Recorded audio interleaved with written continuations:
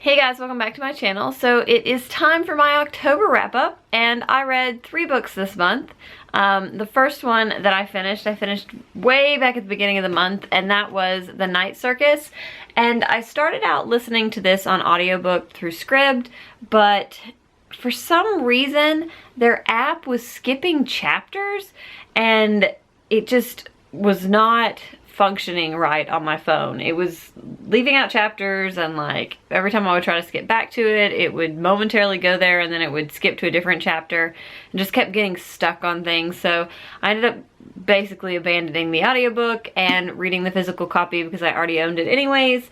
And I absolutely loved this. It was as magical as I was hoping it would be, and then some. So basically this is the story of 2 different people, and it's sort of how their stories intertwine, and we meet them when they're young and stay with them for a while. And it's also the story of this amazing circus and how the circus plays into their lives, and it's just so neat. It's just like magical realism at its best, and the whole time I just kept thinking, why don't traveling circuses in like the capacity that this sort of is like a pop-up circus and not one that like goes to an arena, but why don't those exist anymore? The kind that were on trains and then they just set up in a field one day and they're magical and amazing.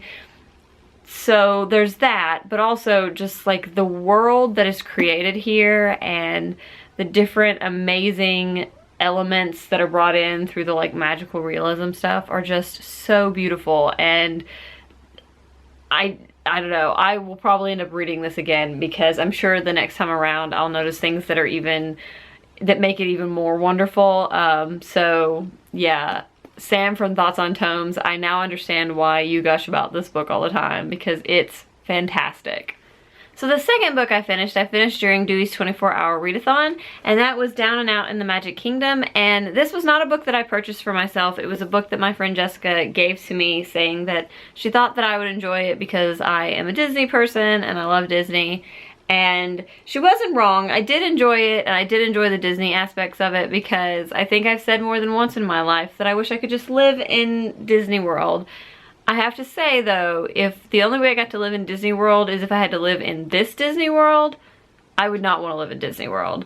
It was an interesting sort of like, not necessarily post-apocalyptic, but sort of like societal collapse, and like basically it's not that I could see our society going there because I feel like it's a little more far-fetched than that, but it's basically like a world where you have this feed in your head, like a social media feed, but it's like everything is inside of your head, and like you don't use computers anymore because it's all in your brain, and like you air type and it comes up in your computer, like your brain vision sort of thing, like Google Glasses except your retinas.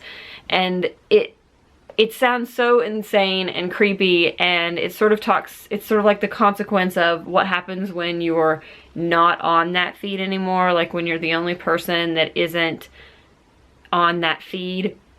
That's a big part of it, which was fascinating and sort of makes you want to put your phone down and walk away and just have some non-screen time, which I think that a lot. Like I feel like that more and more these days.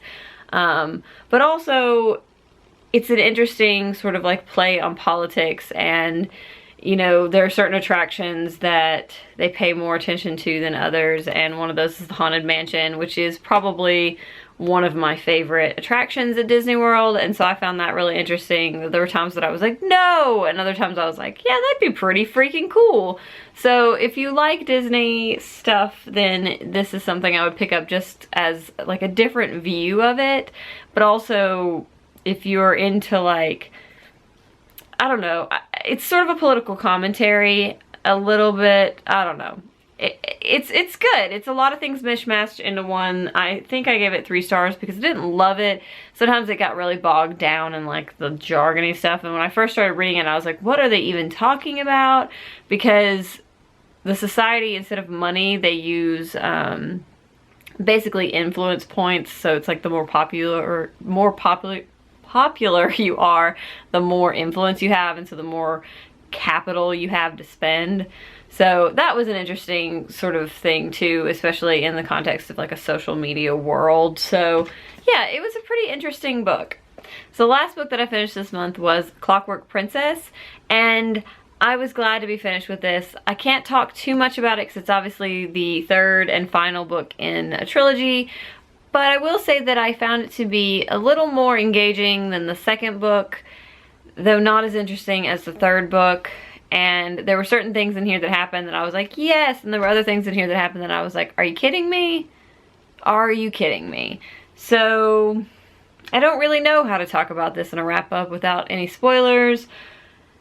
It was just okay. Like, I will not be continuing on with the with the other series, the City of Bones books, whatever it's called, which, by the way, I saw that ABC Family is doing a show with that, and I also said, are you kidding me? But I shouldn't even really be surprised. But anyways, I will probably do sort of like a wrap-up of this series so that I can talk about my feelings about this book and the second one in a little more detail, because it will be spoilery, because I feel like there's no way to really talk about this book without giving away spoilers, and I have thoughts. I do have thoughts. They're probably not the mainstream thoughts, which is good, but yeah, I have thoughts. So those are the books that I read in October. I might actually do a November TBR video because I do have some books that I'm hoping to get to in November so that I can sort of make progress on them or finish them before the end of the year. And I think starting them in November is probably better than trying to start them in December. So yeah, look forward to a TBR video if that's your jam later in the week. And I will see you guys next time. Bye!